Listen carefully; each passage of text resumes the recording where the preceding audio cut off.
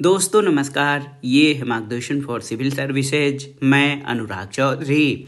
दोस्तों आज की वीडियो में हम सॉल्व करेंगे उत्तर प्रदेश लोक सेवा आयोग द्वारा आयोजित एलटी ग्रेड परीक्षा के लिए सभी अभ्यर्थियों के लिए अनिवार्य खंड सामान्य अध्ययन यानी जनरल स्टडीज के 30 प्रश्नों का प्रैक्टिस सेट।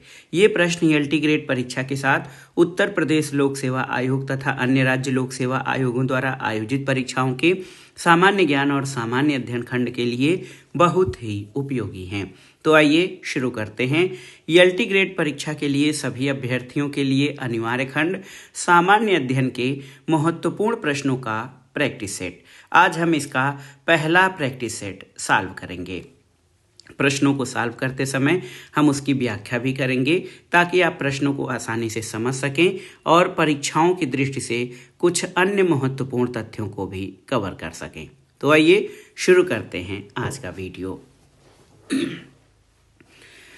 पहला प्रश्न है, निम्नलिखित में से किस स्थल से मानव कंकाल के साथ कुत्ते के कंकाल के समाधान प्राप्त हुए हैं, आपको बताना है। ऑप्शन है आपके ब्रह्मगिरी, बुर्ज होम, चिराद या मास्की। तो सही उत्तर बुर्ज होम, ऑप्शन बी। दोस्तों बुर्ज होम जम्मू और कश्मीर में श्रीनगर के निकट उत्तर पश्चिम में स्थित यहाँ से 9 पाषाणिक अवस्था में मानव कंकाल के साथ कुत्ते के कंकाल के समाधान प्राप्त हुए हैं और बुर्ज होम से ही गर्तावास यानी गड्ढे के आवास वाले साक्ष्य भी मिले हैं, याद रखिएगा। अगले प्रश्न पर आते हैं। प्रश्न संख्या 2, निम्नलिखित में से किसका संकलन ऋग्वेद पर आधारित है? यजुर्वेद, सामवेद, अथर्ववेद या इनमें से कोई नहीं। तो सही उत्तर आपका हो जाएगा सामवेद, ऑप्शन बी सही उत्तर हो जाएगा सामवेद। दोस्तों सामवेद का संकलन ऋग्वेद पर आधारित है, आप याद रखिएगा। और आप जान लीजिए कि सामवेद में कुल 1875 ऋचाएँ हैं। यहाँ पर बहुत ही महत्वपूर्ण है, 1875 ऋचाएँ हैं सामवेद में और सामान्य मत के अनुसार 75, जबकि कुछ विद्वानों के अनुसार 99 को छोड़कर सभी ऋग्वेद में भी उपलब्ध हैं। इसलिए सामवेद का संकलन ऋग्वेद पर आधारित है। अगले प्रश्न पर आते हैं। अशोकाराम विहार निम्नलिखित में से किस स्थान पर स्थित था, आपको बताना है। तो सही उत्तर क्या हो जाएगा? Pataliputra, option B. देखिए अशोकाराम विहार जो है ये प्रसिद्ध बौद्ध ग्रंथ महावंश के अनुसार मौर्य शासक अशोक ने पाटलिपुत्र में अशोकाराम विहार को निर्मित करवाया था। इस विहार का निर्माण इंद्रगुप्त नामक थेर भिक्षु के निरीक्षण में हुआ था और तीसरी बौद्ध संगीत भी अशोक के समय में हुई थी। तो अशोकाराम विहार का निर्माण सम्राट अशोक के द्वारा कराया गया था, याद रखिएगा। अगला प्रश्न है, बंदा बहादुर का मूल नाम क्या था? तो सही उत्तर है बंदा बहादुर का मूल नाम जो है ये लक्षण देव या लक्ष्मण देव था। लक्ष्मण देव या लक्षण देव ये बंदा बहादुर का मूल नाम था और ये नाम इन्हें सिख गुरु गोविंद सिंह ने दिया था, याद रखिएगा। बंदा बहादुर का मूल नाम लक्ष्मण देव या लक्षण देव था। अगले प्रश्न पर आते हैं। 1857 में किसने इलाहाबाद को आपातकालीन मुख्यालय बनाया था? ऑप्शन है लॉर्ड कैनिंग, कॉर्नवालिस, बेलेजली या लॉर्ड विलियम बेंटिक। तो सही उत्तर लॉर्ड कैनिंग। और क्यों? क्योंकि 1857 के विद्रोह के समय तत्कालीन गवर्नर जनरल लॉर्ड कैनिंग था। इसने इलाहाबाद को आपातकालीन मुख्यालय बनाया था, याद रखिएगा। बहुत ही महत्वपूर्ण प्रश्न है। लॉर्ड कैनिंग ने जो है ये लॉर्ड कैनिंग याद रखिएगा। लॉर्ड कैनिंग ने बहुत ही महत्वपूर्ण है, इसने 1857 में इलाहाबाद को आपातकालीन मुख्यालय बनाया था। अगले प्रश्न पर आते हैं। निम्नलिखित में से कौन सा मूल अधिकार विदेशी नागरिकों को प्राप्त नहीं है, आपको बताना है। कौन सा मूल अधिकार इसमें से विदेशी नागरिकों को प्राप्त नहीं है? विधि के समक्ष समानता, अभिव्यक्ति की स्वतंत्रता का अधिकार, प्राण और दैहिक स्वतंत्रता का अधिकार या शोषण के विरुद्ध अधिकार। तो ये बहुत ही महत्वपूर्ण प्रश्न है। इनमें से कौन सा मूल अधिकार जो है आपको बताना है कि कौन सा मूल अधिकार विदेशी नागरिकों को प्राप्त नहीं है। तो यहाँ पर याद रखिएगा अभिव्यक्ति की स्वतंत्रता का अधिकार। ये बहुत ही महत्वपूर्ण प्रश्न है दोस्तों। अभिव्यक्ति की स्वतंत्रता का अधिकार ये विदेशी नागरिकों को प्राप्त नहीं है। अन्य अधिकार जैसे विधि के समक्ष समता, प्राण और दैहिक स्वतंत्रता, शोषण के विरुद्ध अधिकार, ये जो है विदेशी नागरिकों को भी प्राप्त है। और आप जान लीजिए कि अभिव्यक्ति की स्वतंत्रता ये आर्टिकल 19 के अंतर्गत जो है प्राप्त या प्रदान की गई है। अगले प्रश्न पर आते हैं। भारत के नियंत्रक और महालेखा परीक्षक की नियुक्ति की जाती है किसके द्वारा? ये प्रश्न भी बहुत ही महत्वपूर्ण है। तो सही उत्तर राष्ट्रपति के द्वारा। याद रखिएगा दोस्तों, याद रखिएगा महत्वपूर्ण प्रश्न है। भारत के नियंत्रक और महालेखा परीक्षक की नियुक्ति राष्ट्रपति के द्वारा की जाती है और भारतीय संविधान के अनुच्छेद 148(1) में कहा गया है भारतीय संविधान के अनुच्छेद 148(1) के तहत भारत के नियंत्रक और महालेखा परीक्षक की नियुक्ति भारत के राष्ट्रपति द्वारा की जाती है। और आप जान लीजिए कि जो महालेखा परीक्षक है वो भारत सरकार के लेखों का लेखा परीक्षण करके अपनी रिपोर्ट राष्ट्रपति को प्रस्तुत करता है। अगला प्रश्न है। भारत में न्यायिक सक्रियता या जुडिशियल एक्टिविज्म किससे संबंधित है?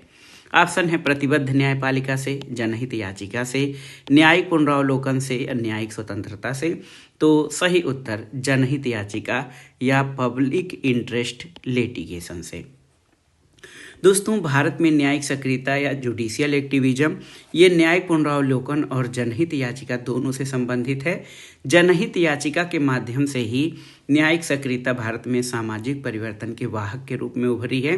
सही उत्तर ऑप्शन बी हो जाएगा। याद रखिएगा। अगले प्रश्न पर आते हैं। राष्ट्रीय आपातकाल में लोकसभा की अवधि। तो लोकसभा की अवधि के बारे में 4 ऑप्शन दिए गए हैं। नहीं बढ़ाई जा सकती है, जब तक आपातकाल रहे तब तक के लिए बढ़ाई जा सकती है, केवल 1 वर्ष के लिए बढ़ाई जा सकती है, या आपातकाल की समाप्ति तक बढ़ाई जा सकती है लेकिन एक समय में केवल 1 वर्ष के लिए ही बढ़ाई जा सकती है। तो सही उत्तर आपका ऑप्शन डी हो जाएगा। दोस्तों, अनुच्छेद 352 आर्टिकल 352 के अंतर्गत आप जानते हैं कि राष्ट्रीय आपातकाल की स्थिति या राष्ट्रीय आपातकाल होता है और लोकसभा की अवधि जो है संसद विधि द्वारा ऐसी अवधि के लिए बढ़ा सकेगी जो एक बार में 1 वर्ष से अधिक नहीं होगी और आपात उद्घोषणा के प्रवर्तन में न रह जाने के बाद उसका विस्तार किसी भी दशा में 6 माह से अधिक की अवधि के लिए नहीं रहेगा। तो सही उत्तर ऑप्शन डी हो जाएगा। याद रखिएगा।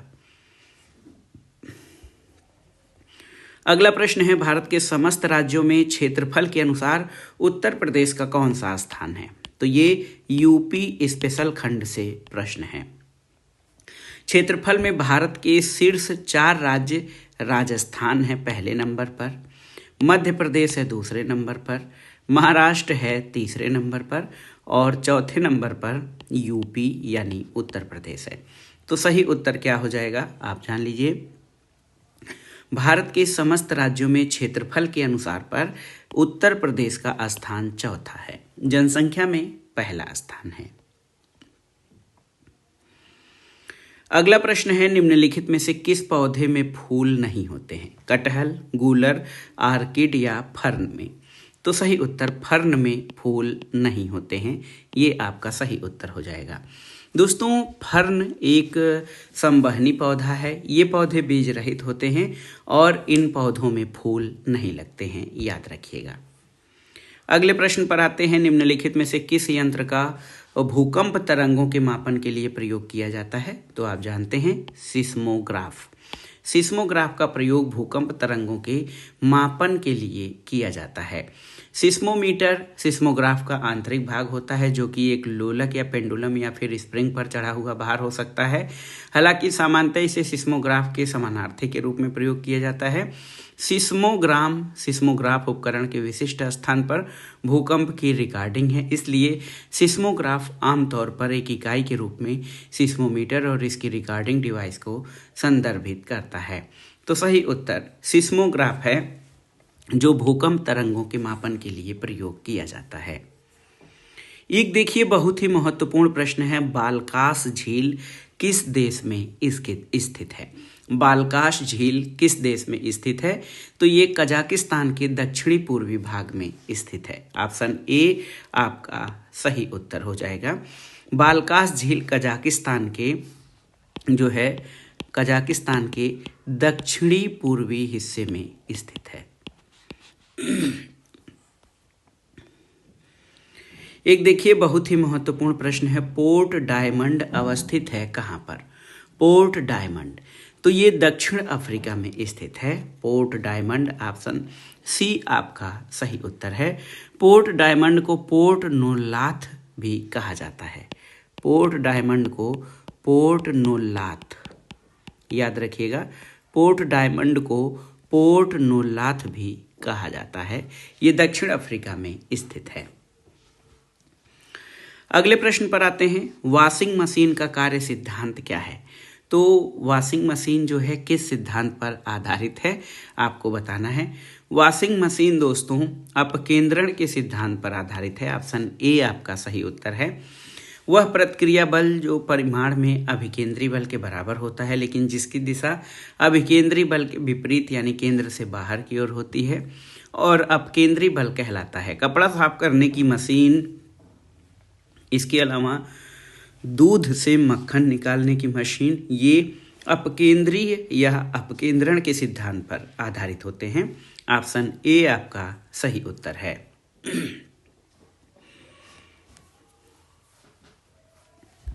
अगला प्रश्न है, ट्रांसफार्मर प्रयुक्त होते हैं किस कार्य के लिए? देखिए ये प्रश्न संख्या 16 है, इम्पॉर्टेंट है। ट्रांसफार्मर किस कार्य के लिए प्रयुक्त होते हैं? एसी को डीसी में बदलने के लिए, डीसी को एसी में बदलने के लिए, डीसी वोल्टेज का उपचयन करने के लिए, या एसी वोल्टेज का उपचयन या अपचयन करने के लिए। तो सही उत्तर ऑप्शन डी हो जाएगा। दोस्तों ट्रांसफार्मर का उपयोग प्रत्यावर्ती धारा यानी अल्टरनेटिव करंट को, इस विभव को ऊंचाई या अपचाई करने के लिए प्रयोग किया जाता है। और आप जानते हैं कि एसी वोल्टेज का उपचयन या अपचयन करने के लिए ट्रांसफार्मर प्रयोग किया जाता है। अगला प्रश्न है, निम्नलिखित में से किसका उपयोग विस्फोटक के उत्पादन में किया जाता है?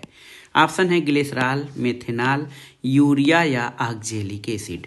तो सही उत्तर ग्लिसरॉल ऑप्शन ए। याद रखिएगा ग्लिसरॉल का प्रयोग दोस्तों ये विस्फोटक यानी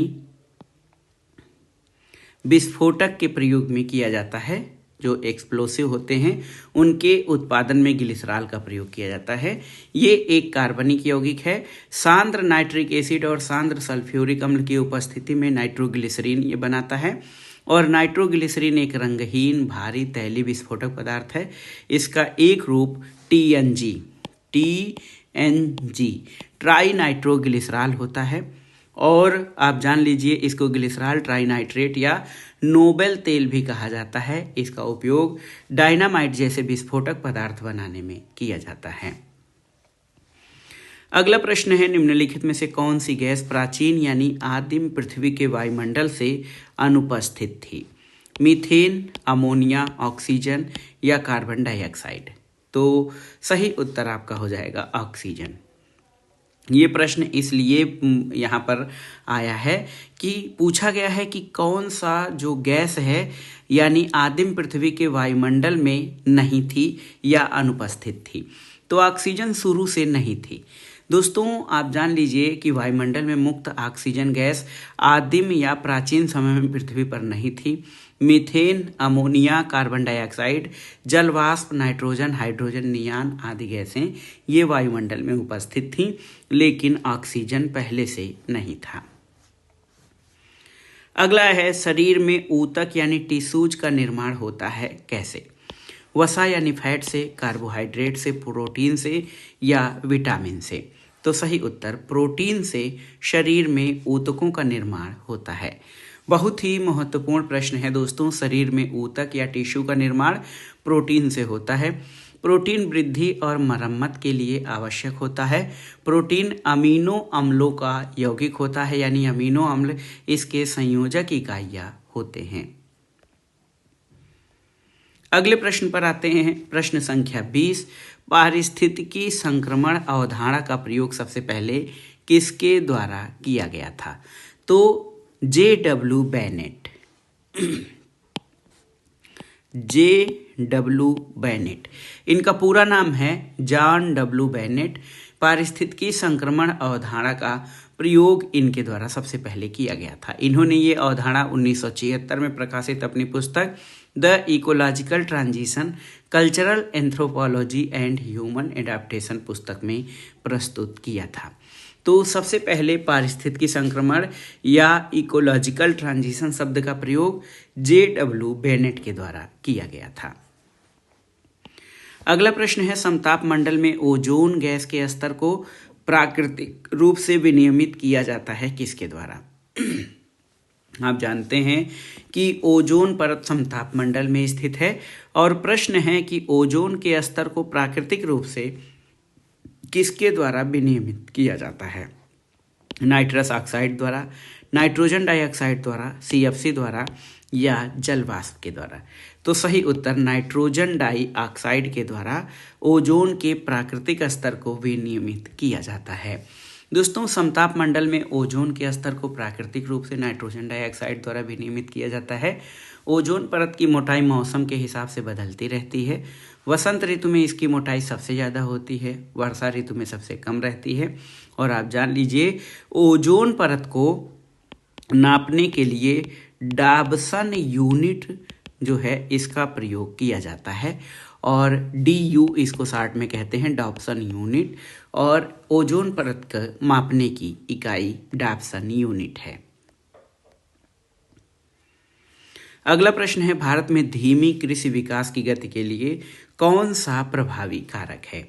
ग्रामीण निर्धनता, शहरी निर्धनता, कुशल श्रमिक या शहर से गांव की ओर पलायन?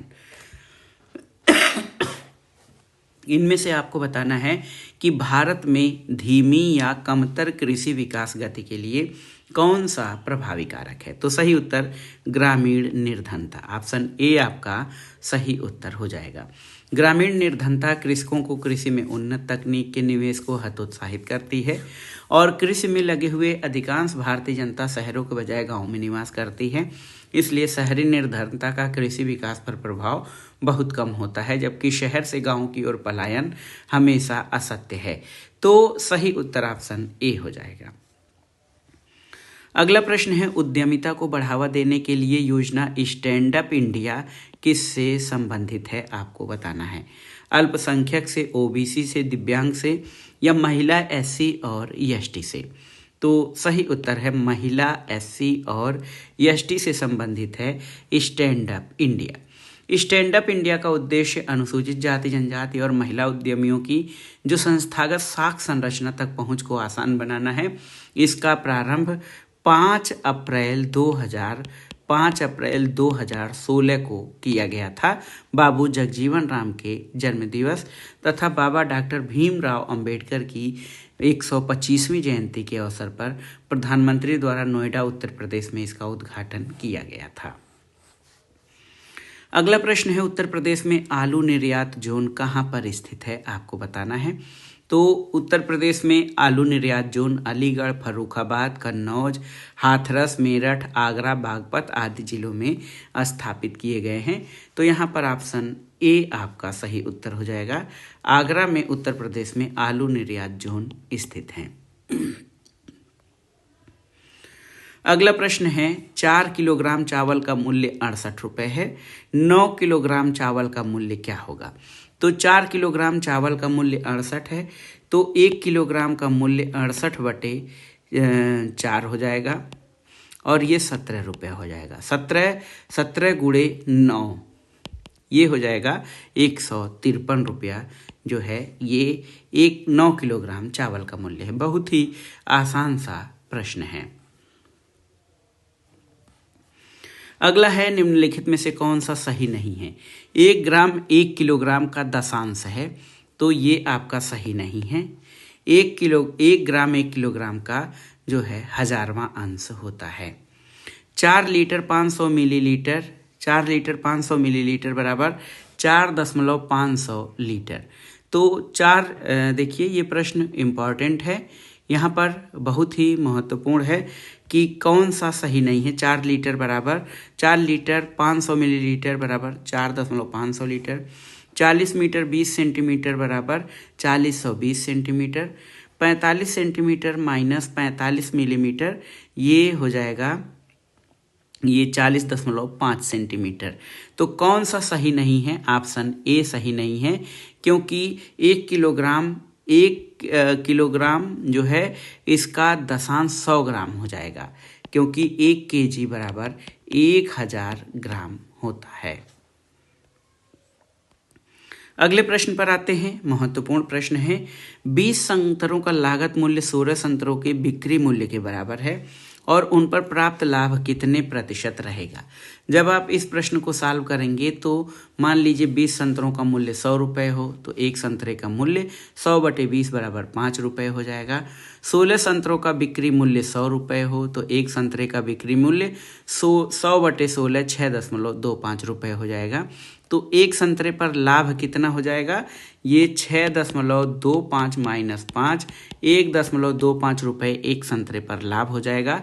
प्रतिशत लाभ कैसे निकालते हैं? ये हो जाएगा 1.25 गुणे 100/5, तो ये हो जाएगा 25%। अब आइए करंट अफेयर से संबंधित है अगला प्रश्न।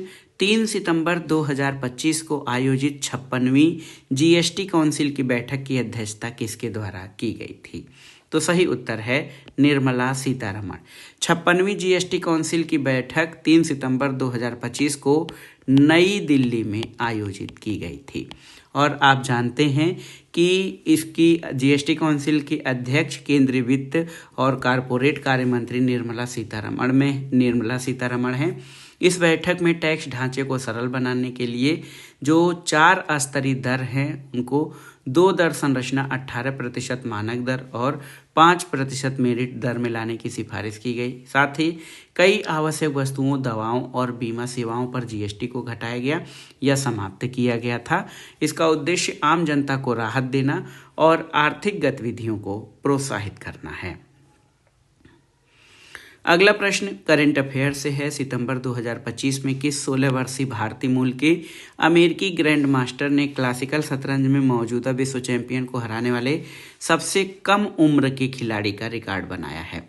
तो सही उत्तर है अभिमन्यु मिश्रा, ऑप्शन बी। अभिमन्यु मिश्रा 16 साल के हैं। 16 वर्षीय अभिमन्यु मिश्रा हैं। ये भारतीय मूल के अमेरिकी ग्रैंड मास्टर हैं। 9 सितंबर 2025 को फिडे ग्रैंड स्विस 2025 में मौजूदा विश्व चैंपियन गुकेश गुकेश डी को हराकर ये उपलब्धि इन्होंने हासिल की है। और इस जीत के साथ उन्होंने गाटा कामस्की का 33 साल पुराना रिकॉर्ड तोड़ा, जिन्होंने 17 साल की उम्र में गैरी कास्परोव को हराया था। अगला प्रश्न और आज के प्रैक्टिस सेट का आखिरी प्रश्न है। 78वें कांस फिल्म महोत्सव में किस फिल्म को सर्वश्रेष्ठ फिल्म के प्रतिष्ठित पाम डी ओर पुरस्कार प्रदान किया गया? तो ये था अनसिंपल एक्सीडेंट। दोस्तों, कांस फिल्म जो है महोत्सव ये फ्रांस में आयोजित किया गया और इसमें ईरानी फिल्म निर्देशक जाफर पनाही द्वारा निर्देशित ये अनसिंपल एक्सीडेंट को सर्वोच्च सम्मान पाम डी ओर प्रदान किया गया। और ये पुरस्कार पाम डी ओर पुरस्कार सर्वश्रेष्ठ फिल्म का पुरस्कार है, जो कि ईरानी निर्देशक जाफर पनाही के द्वारा निर्देशित किया गया है। तो दोस्तों, ये था आज का वीडियो। एलटी ग्रेड परीक्षा के लिए जीएस के महत्वपूर्ण प्रश्नों का प्रैक्टिस सेट, जो आपके आगामी अन्य प्रतियोगी परीक्षाओं के सामान्य ज्ञान और सामान्य अध्ययन के लिए बहुत ही उपयोगी है। आप इन प्रश्नों को अच्छे से तैयार कर लीजिएगा। ये वीडियो आपको कैसा लगा हमें कमेंट बॉक्स में ज़रूर बताइएगा। वीडियो को लाइक करें, शेयर करें और इस चैनल मार्गदर्शन फॉर सिविल सर्विसेज को सब्सक्राइब करें। वीडियो देखने के लिए धन्यवाद। नमस्कार।